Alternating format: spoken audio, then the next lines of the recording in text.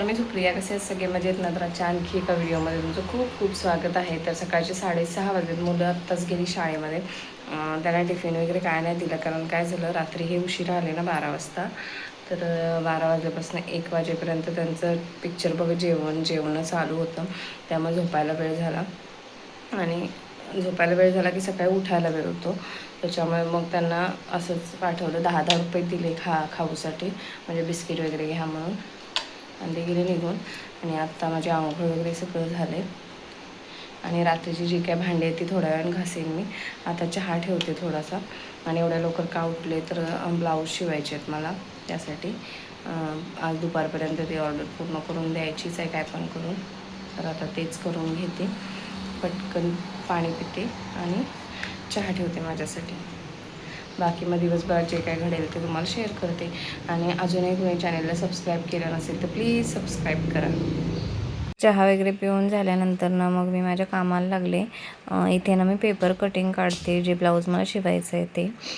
कारण मी आधी त्या काकींचं ब्लाऊज दिलं होतं शिवून, पण ते जरासं लूज झालं होतं त्यांना. म्हणजे लूज झाल्यामुळं ना शोल्डरमधून थोडं उतरत होतं. तर यावेळेस नवीन मेजरमेंट काढ बोलल्या, कारण त्यांनी जे मेजरला ब्लाऊज दिलं होतं ना, त्या ह्याच्यानुसारच मी पेपर कटिंग केलं होतं. पण ते विचित्रच काहीतरी झालं. त्याच्यामुळे त्यांना म्हटलं मी माझ्या हिशोबाने तुम्हाला मेजरमेंट काढून ना नवीन ब्लाऊज शिवून देते. तर ते मी इथं त्यांच्याच मेजरमेंटनुसार इथं पेपर कटिंग करते. आणि ते बघू शकताय, छान असं पेपर कटिंग झालंसुद्धा. आणि त्यानंतर मी पटकन कट पण केला ब्लाऊज आणि शिवायलासुद्धा घेतला. आणि इथे मी हाताचं मार्किंग करून ना छान अशी दुमडपट्टी मारते हाताला.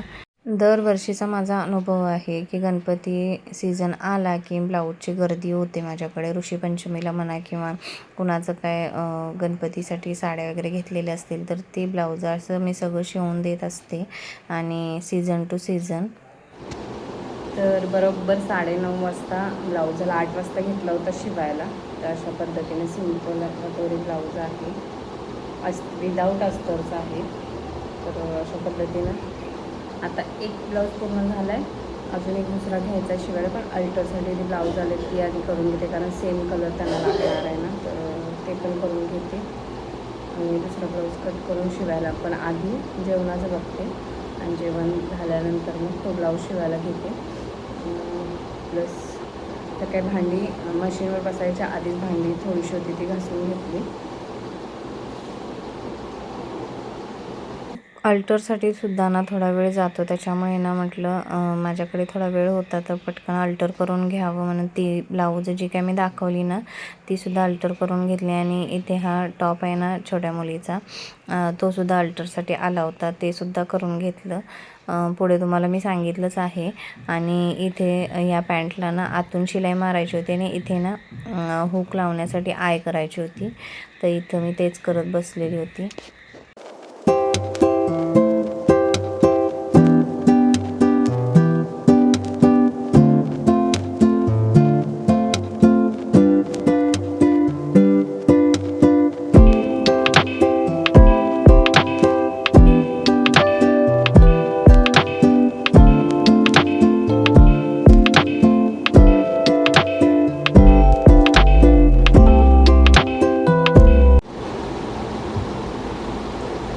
म्हणजे आतली पट्टी आहे ना ती काढून मग हात लावते मी. पूर्ण पट्टी काढायची, म्हणजे गोटपट्टी दिलेली असते. जसं मी तुम्हाला सांगितलं ना, इथे मी ती गोटपट्टी काढून घेते. कारण गोटपट्टी जर ठेवली ना तर आपल्याला जो काय हात लावायचा आहे ना तो व्यवस्थित लागला जात नाही. त्याच्यामुळे ना ही पूर्ण गोटपट्टी काढावी लागते आणि मगच हात लावावा लागतो. मग सुंदर फिनिशिंग येतं हाताला. आणि मी असंच सगळं परफेक्ट करून देते. कारण काय होतं मग जर त्या गोटवर हात लावला ना ते एकदम विचित्र दिसतं. कारण आत्ता एक ताईने त्यातला एक टॉप आणून दिला आहे मला, जो की पूर्ण हातबीत उसवून मला तो पुन्हा जोडायचे आहेत. तर ते आज मागत होत्या, म्हटलं आज नाही शक्य होणार, तुम्ही जाऊन आल्यानंतर देते. तर अशा पद्धतीने हा टॉपसुद्धा अल्टर करून घेतला. आणि त्याची जी काही पॅन्ट होती ना तीसुद्धा आतून शिलाई मारून घेतली. एक ब्लाऊज शिवून झाल्यानंतर ना बाकीचं सगळं अल्टर करेपर्यंत बरोबर 10:30 वाजले. तो आधीचा ब्लाऊज बोलली मी मला 8 ते 9:30 या दरम्यान झाला आणि 9:30 ते 10:30 बाकी सगळं अल्टर वगैरे होतं ते करून घेतलं आणि आता पटकन जेवण काहीतरी करते एक अर्ध्या तासात आणि मग दुसरा ब्लाऊज शिवायला घ्यायचा आहे मला. मी मध्यंतरी गावी गेल्यानंतर ना जो आता टॉप मला दुरुस्तीसाठी दिला आहे ना ताईंनी, तर तो मी नव्हती त्याच्यामुळे त्यांनी बाहेर दिला होता आणि बाहेर कसं त्यांनी गडबडीमध्ये ना तसाच तो गोटवर लावून दिला आहे आणि ते गोटवर लावल्यामुळं ना विचित्र दिसतं आहे ते. त्यामुळे तो आज त्या काही पण करून मागत होत्या, पण म्हटलं मला शक्य होणार नाही आणि असंच काहीतरी करून देतात लोक म्हणजे गडबडीत. पण मी तसं करत नाही. जे काम आहे ते परफेक्टच करून द्यायचं, कारण काय होतं मग आपण पैसे घेतो म्हटल्यावर त्या पद्धतीनं ते काम केलं पण पाहिजे. आणि मी इतरांपेक्षा खरं सांगू कमी शिलाई घेते, तरीसुद्धा मला काही जण बोलतात की जास्त पैसे घेता वगैरे म्हणून. सकाळी मी फक्त चहा घेतला होता, त्याच्यानंतर ना नाश्ता बनवला ना जेवण हे तुम्हाला पण माहिती आहे, त्याच्यामुळे मला सगळंच जेवण बनवायचं होतं. आणि मग मी इथं जेवणाला लागले. भोपळीची जी काही परवा पानं घेतली होती ना ती छान अशी स्वच्छ त्याचे दोर काढून घेतले आणि त्यानंतर खूप सारा लसूण आणि हिरवी मिरची टाकून ना ती भाजी बनवून घ्यायची. खूप सुंदर होते. तुम्ही कधी खाल्लेत का भोपळीच्या पानांची भाजी? तर ह्यांना खूप आवडते आणि ह्याच्यामध्ये काय केले ना पुढं तुम्हाला मी सांगते भाजीमध्ये आणखीन टेस्ट येण्यासाठी. तर इथं बघू शकता भांड्यामध्ये मी ना भरपूर सारं लसूण आणि मिरची टाकली आणि त्यामध्ये ती चिरलेली भोपळीच्या पानांची भाजी टाकली आणि त्यानंतर मग मुगाची जी काही डाळ आहे ती धुवून त्याच्यासोबत थोडंसं पाणी टाकलं आणि वाफेवर शिजू दिलं. इथं ना भोपळीची भाजी शिजत आले. इकडे भात ठेवला आहे आणि इकडे आता लाल माठ बनवते.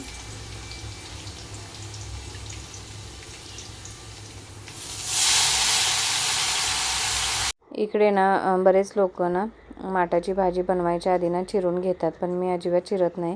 मी जशी नीट केलेली असते तशीच ती बनवते. फक्त देठं मी आधीच हाताने खुडलेली असतात. लाल माठाची भाजी पण तयार झाली इथे आणि इकडे बघू शकतो चपात्या पण झाल्यात.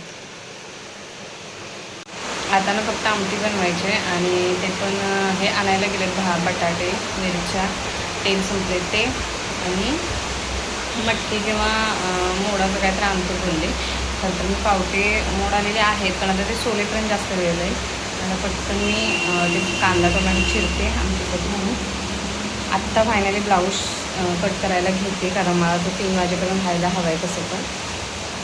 आणि आता मुलंसुद्धा येतील, 12 वाजत आलेत ना, शाळेचा टाईम झाला त्यांचा सुटायचा, तीसुद्धा येतील. दुसरा ब्लाऊज इथं कट करायला घेतला आहे. हे अस्तर कट करते, प्रिन्सेस कट. अजून मेन फॅब्रिक मला कट करायचं आहे.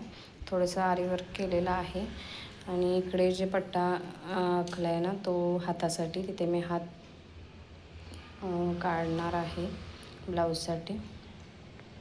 हा जो ब्लाऊज शिवला आहे ना तो मीच मार्किंग करून दिला होता आरीवर्क करण्यासाठी.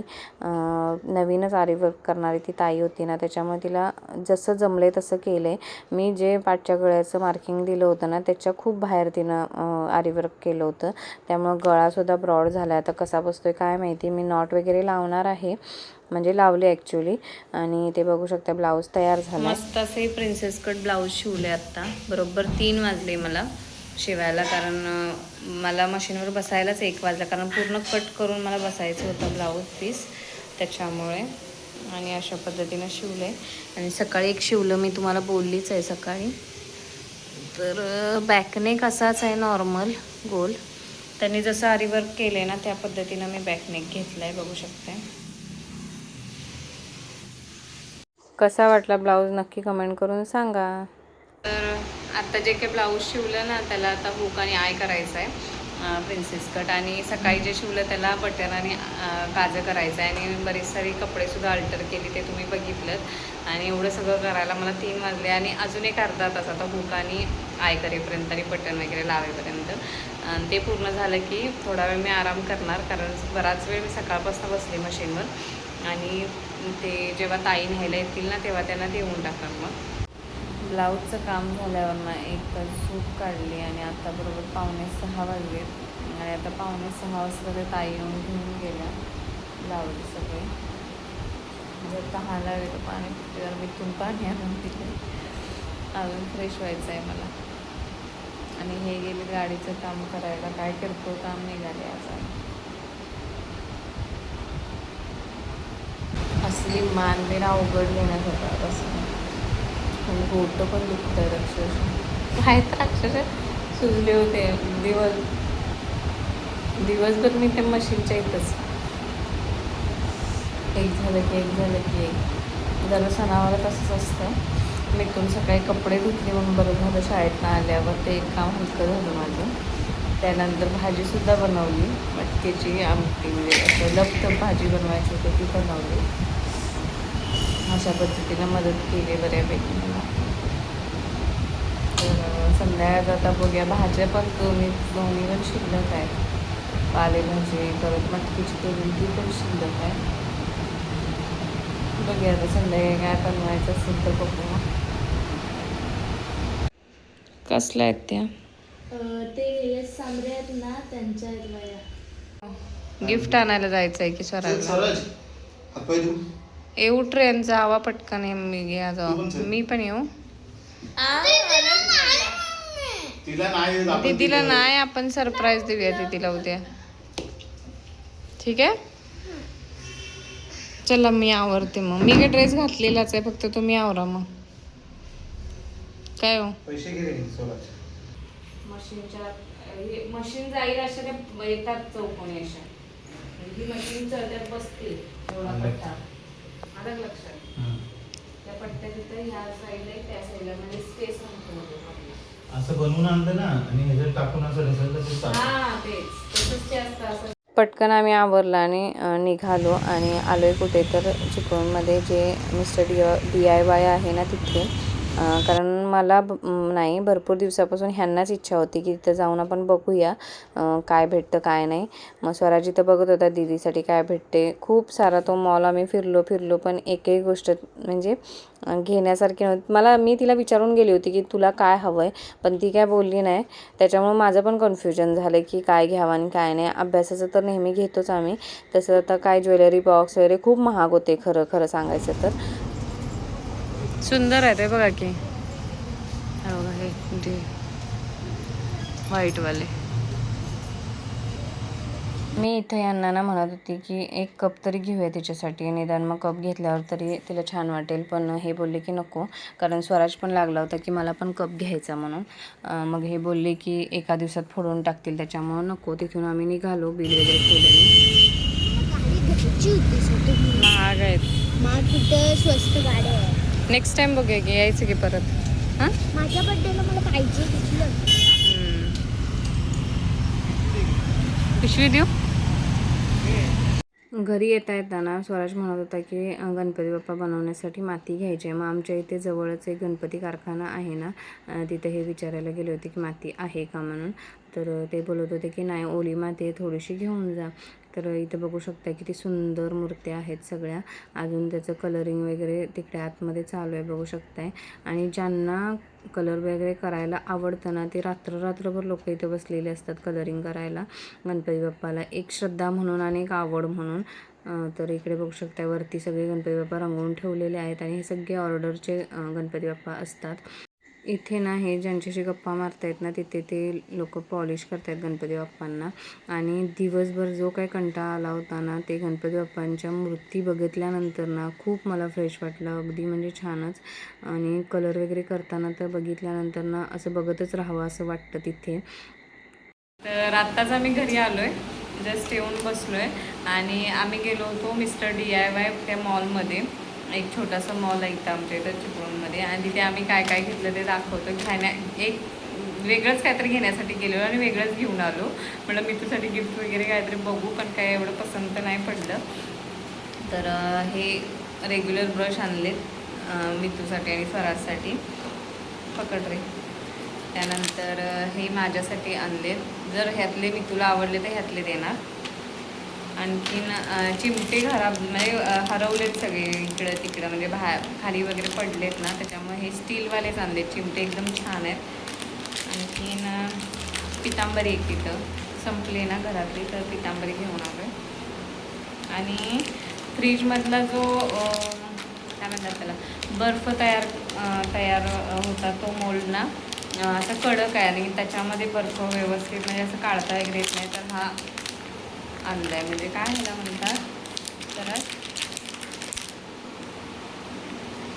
मऊ असतो असा हा, पटकन स्लीप होतो एवढा. तर त्यातलं घेऊन आलो आहे. तर अशा पद्धतीने खरेदी झाली. म्हणजे गरजेचं होतं तेच आणलं, पण जे आणायचं होतं तेच राहून गेलं. आता उद्या बघते तिला काय आणायचं ते.